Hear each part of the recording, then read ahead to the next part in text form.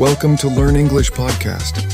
Welcome back to the Deep Dive, the place where we don't just summarize sources, we really dig in and extract the intellectual payload, turning that knowledge into, well, actionable high-impact strategy for you. Today, we're taking you into one of the highest pressure communication environments there is, the job interview. It really is the ultimate pressure test, isn't it? And for millions of professionals around the world, that pressure is just compounded by needing to do the whole thing in English, which is often, a second or even third language. Right. Yeah. And the temptation, it's always there to focus on mastering really complex grammar or trying to show off a huge vocabulary. Exactly. But that's often a trap, isn't it? Our mission today is to identify the single most powerful strategy for really dominating that conversation. We are looking for the shortcut. A kind of formula. Yeah, a formula focusing relentlessly on clarity, on simplicity, and maybe surprisingly, on radical honesty. The goal is to help you sound not just competent, but profoundly professional and genuinely confident no matter where your English proficiency currently stands. And we've been diving into some really fascinating source material on this, focusing on reframing communication in this critical setting. It actually promises to make your English, quote, simple, emotional, and real. Simple, emotional, and real. I like that. Yeah. This isn't about, passing some grammar quiz. It's really a strategic shift toward maximum impact and what the sources keep calling the mastery of the slow voice conversation. That concept, the slow voice conversation, that sounds critical. And we're definitely going to be drilling down into how you can achieve it. Our sources are centered around this amazing case study. It's a sample job interview dialogue that sort of provides the blueprint. And then we distill that down into 3 specific, powerful lessons. Right. The goal here is to identify and really help you own what our sources call the confidence plus clarity formula. In our analysis, it's going to focus squarely on the strategic payoff. We're moving beyond just the basics, beyond the remedial stuff. We are treating simple language as a deliberate tool, something used by the most effective communicators. This whole deep dive is about leveraging pace and structural simplicity to project control and, frankly, high value to the employer. Okay, let's unpack this then. Let's start with section 1. The anatomy of a truly confident exchange. We're dissecting a sample conversation between an interviewer and a candidate named Rahul Sharma. Right. And if you read the transcript of this exchange, the structure feels very deliberate. It's polite, it's natural, and every response seems meticulously paced to allow for that crucial slow voice conversation style. Yeah, and the slow voice conversation, it's more than just, speaking slowly. It's really a communication posture. A posture, explain that. Well, it means prioritizing a steady, deliberate pace over just rushing through. Psychologically speaking, really fast can signal anxiety, maybe a lack of preparation, or even a lack of conviction in what you're saying. Makes sense. But a measured pace, it communicates internal control. It gives you ample time to select those short, precise sentences we were talking about, which drastically reduces the chances of making grammatical errors. Precisely. And Rahul, in this example, sets the tone perfectly right at the very start. The opening is formal, yes, but it feels sincere. He immediately establishes appreciation and respect. Yeah, he says, "Good morning, sir. Thank you for the opportunity." It's direct, it's professional, and it just immediately establishes that rapport. And that opening phrase, you should think of it as a foundational strategic investment. It's like mitigating risk right away. How so? Well, you're utilizing something called the primacy effect. The interviewer's tendency to give the most weight to the first pieces of information they get about you. First impressions. Exactly. By starting with respect and clarity delivered at that steady pace, you establish a positive professional demeanor. It creates a kind of buffer zone. So if a minor grammatical slip-up happens later. Which it might. Right, which it's more easily overlooked because you've already communicated competence and confidence non-verbally through your tone and respect and that controlled pace. Okay. And then comes the basic introduction. Name, location, degree in computer science. Pretty standard stuff. But what follows is the first real strategic move, that proactive statement of passion.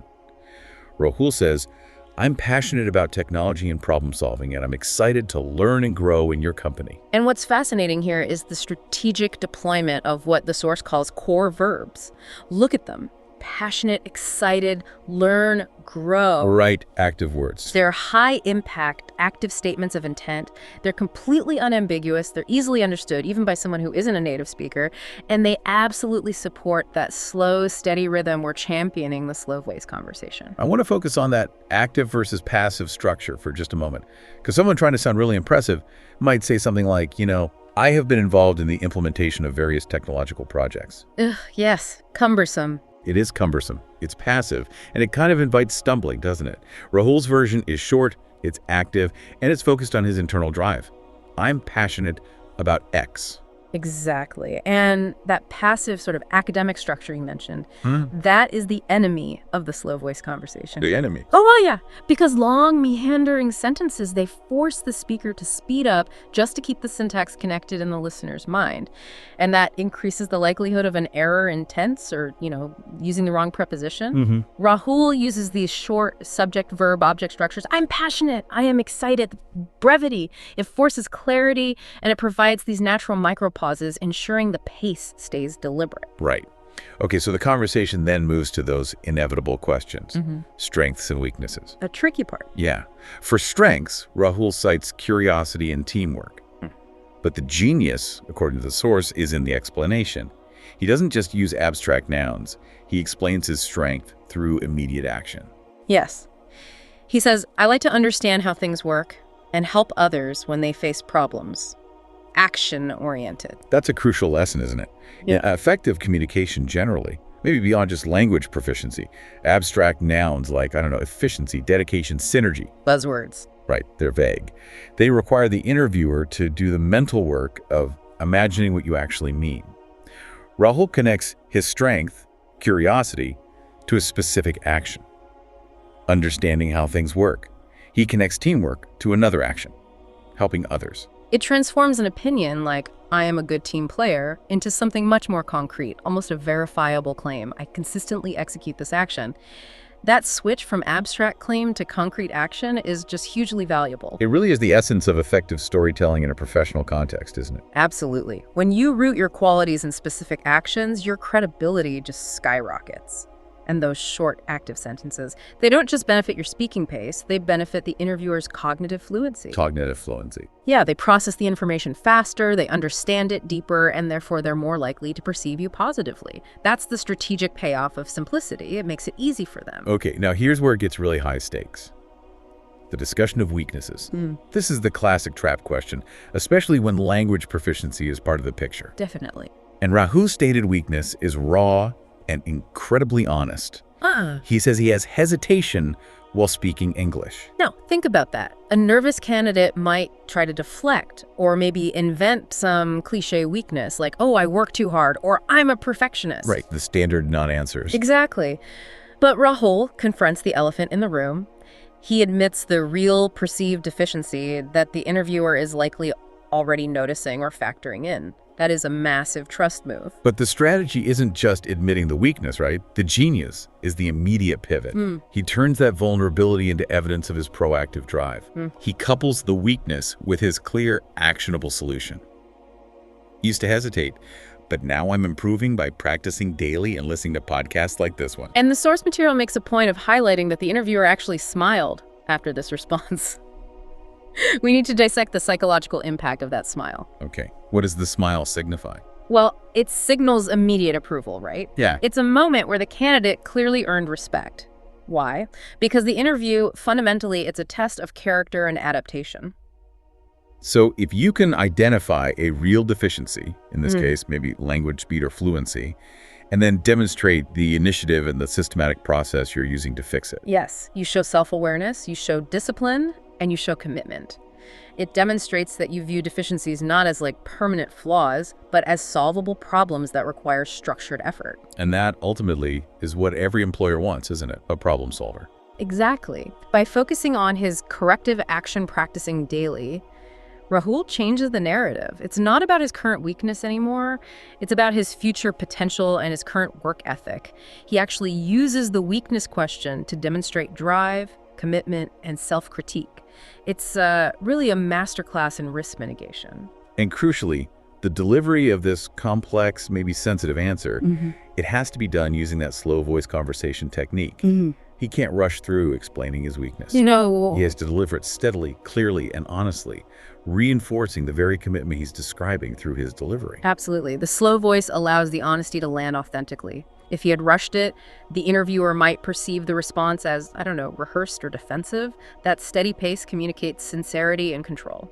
Okay, so Rahul's career goals then follow this exact same pattern of clarity. They're concrete, they're focused on tangible outcomes, things like build real skills, learn from experience, and contribute to projects that make a difference. He's using value-driven language, not jargon. He's not promising to leverage synergies or optimize paradigms. Thank goodness. Right. He promises tangible effort and measurable personal growth, but he frames it as value addition to the company. And this simple, clear intent wraps up the whole conversation really concisely. Thank you, sir. It was a pleasure speaking with you. Short, professional, done. So we've established the case study. That conversation with Rahul provides the living proof, you could say, the real-world application of this slow voice conversation strategy. So now we can pull those underlying rules out of the dialogue and kind of codify them into the 3 simple lessons that form the core of this whole strategy. Yeah, these lessons are like the strategic guardrails. They ensure that even when your adrenaline is pumping, your communication stays focused, professional, and clear. Okay, lesson 1. Be polite and confident. The source explicitly mandates that opening line we discussed. Good morning. Thank you for giving me this opportunity. But let's go deeper than just politeness.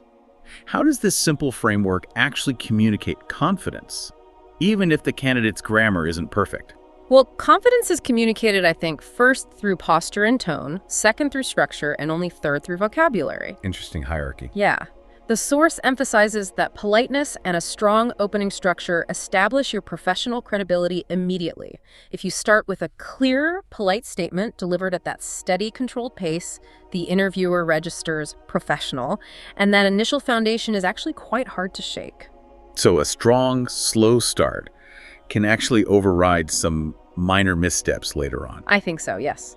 Confidence is communicated non-verbally through that clarity and respect. A speaker who speaks slowly and deliberately, even with a limited vocabulary, is perceived as being in control of their message. Okay. Now compare that to a speaker who uses really complex language but rushes, maybe stumbling over conjunctions or prepositions. The first one sounds authoritative, the second one just sounds nervous. Right, that makes sense. Okay, lesson 2. This feels like the cornerstone of the entire philosophy, the engine that really drives the slow voice conversation. Keep sentences short and clear. This is absolutely non-negotiable. The shorter the sentence, the easier it is to control your breath, your pace, your pronunciation, and, critically, your grammar. Okay. This principle is really driven by cognitive psychology. We are deliberately aiming for what you might call syntactic simplification. Wait, I have to challenge this a bit. If the goal is maybe a senior position or one that requires advanced technical communication, won't using exclusively short, simple sentences make the candidate sound, well, unsophisticated? Compared to native speakers who might use complex sentences with lots of pauses, isn't there a risk of being seen as, I don't know, remedial? That is precisely where the confidence part of the formula comes in and why we insist on the slow voice. Simplicity, when it's delivered slowly and confidently, is perceived as deliberate control, not a lack of ability. See, the complex structures you mentioned, those long sentences with multiple embedded clauses, they create what linguists sometimes call processing friction for the listener. Processing friction. Yeah. Think about it. When an interviewer is listening to someone speaking a second language, they're already multitasking. They're evaluating content, listening for expertise, and unconsciously processing the non-native accent and syntax. Right, a lot going on. Exactly. So if the candidate forces them to mentally parse a lengthy, complex sentence, they just get tired faster. Simple, short sentences reduce that mental load dramatically. You are strategically making the interviewer's job easier, which is actually a very smart move. Let's revisit the source's example of the fancy word mistake.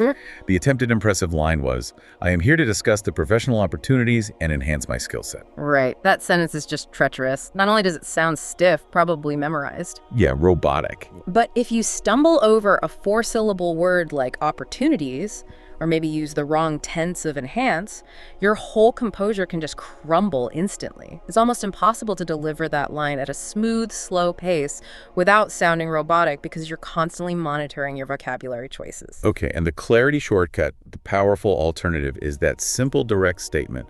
I want to learn and grow in this job. The difference is just night and day, isn't it? The second statement prioritizes clarity and intent. It uses high-frequency vocabulary common words, which means the words come out more automatically. Freeing up brain space. Exactly. It frees up mental space for you to focus entirely on maintaining that deliberate, steady pace, the slow voice. By removing the pressure of heavy grammar, you solidify your confidence. You're telling the interviewer exactly what they need to hear using the most efficient, direct route possible. So this strategic choice, choosing brevity over maybe bombast, is actually a sign of a mature communicator who values the listener's time. Absolutely. And that leads us directly to lesson 3. Show your honesty. This ties right back into Rahul's brilliant move regarding his English skills. Yeah. And the source provides a crucial phrase for situations where you genuinely lack technical knowledge or experience in a required area. I'm not sure, but I'm willing to learn. That line, the source claims, alone can win hearts. That's a massive claim. Why does simple honesty paired with commitment hold so much power in a professional interview? Well, because it hits 2 critical strategic requirements for basically any employer.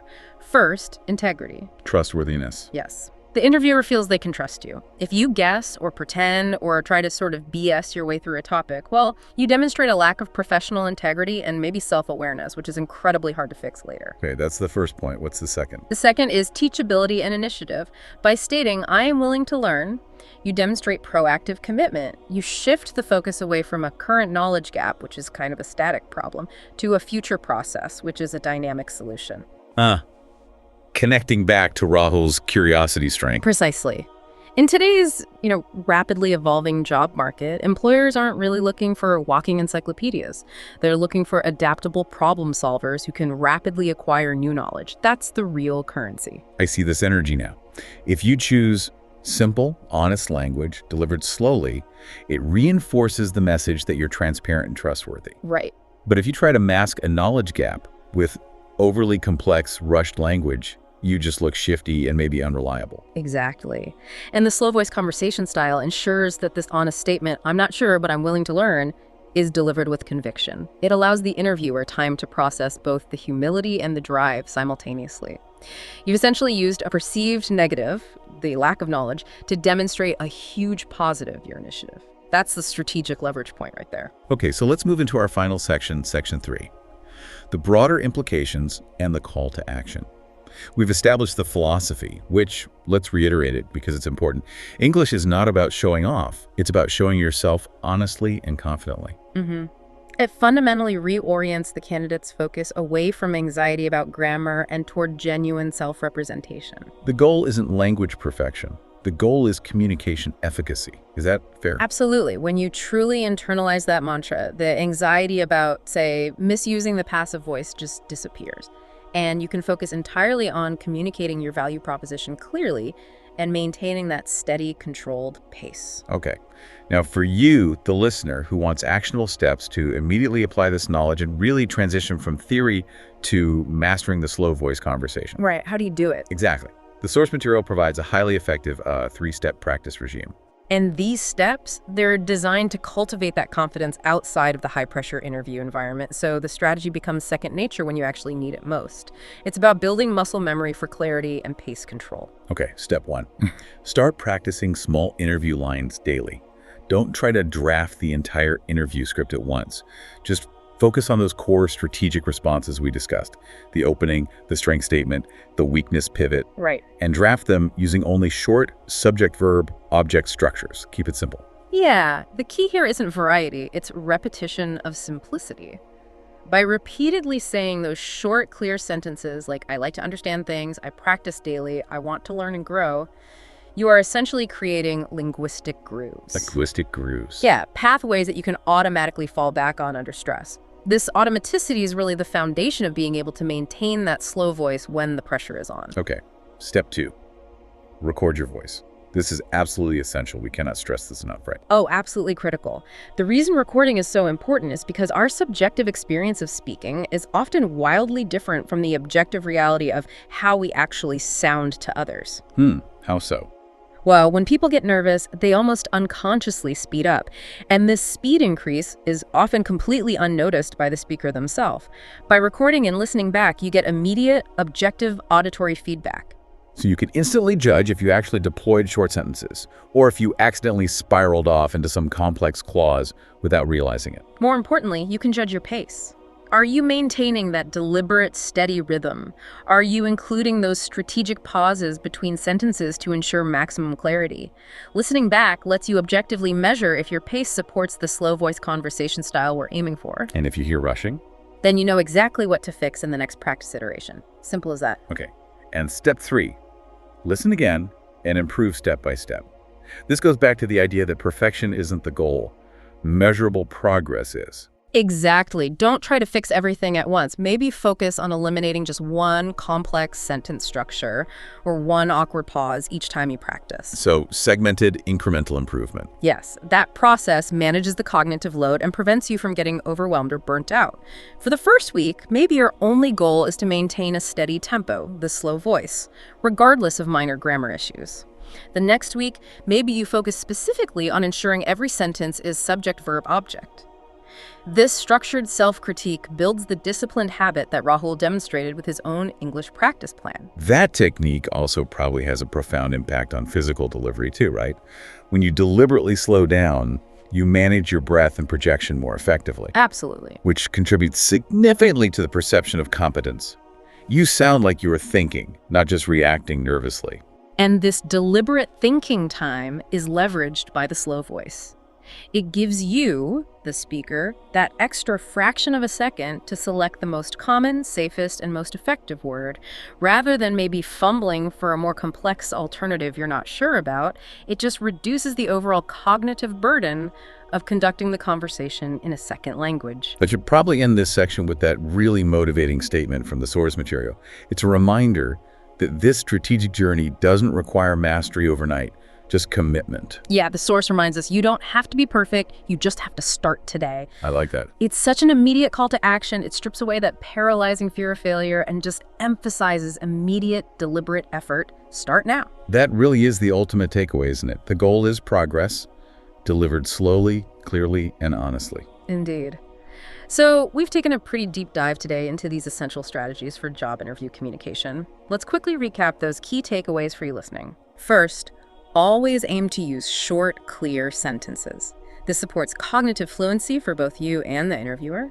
Second, lead with confidence and politeness, especially in your opening, to establish that positive rapport right away. Right, that buffer zone. Exactly. And third, embrace radical honesty. Pair any perceived weakness or knowledge gap with a clear, actionable plan for learning and growth. Show that initiative. And if we connect this to the bigger picture, this entire approach really transcends just language skills, doesn't it? This isn't just a hack for non-native speakers. Not at all. It feels like a blueprint for maximizing communication impact through efficiency for anyone. Simple, honest, and deliberate communication is just persuasive communication, period. Which raises, I think, an important question for you to consider as you wrap up listening to this deep dive and head into the rest of your day. Okay, let's hear it. Building on the source's emphasis on starting today and practicing daily, challenge yourself to become an active auditor of the communication you encounter today. An auditor. What do you mean? Just observe. Pay attention to how many complex, maybe unnecessary phrases or heavy jargon you hear, or maybe even catch yourself using, that could easily be reduced to a simple, direct, declarative sentence. Like in emails or meetings? Exactly. Look at long emails, corporate presentations, even casual conversations around you. Okay. If the most effective communication, especially in these high-pressure situations we've been discussing, is simple and honest, what unnecessary language habits, those things that distract from achieving a slow voice conversation, can you start eliminating, even outside of a formal interview setting? That's a great final thought. Think about how much mental energy and conversational friction you could potentially save for yourself and others. When you consciously choose clarity over complexity, focus on that slow voice, the clear intent, and the honest delivery. Well, we certainly hope this deep dive gave you the confidence and maybe the tools to start practicing your clarity today. Thank you so much for joining us. Yes, good luck with your next conversation. We'll see you on the next deep dive.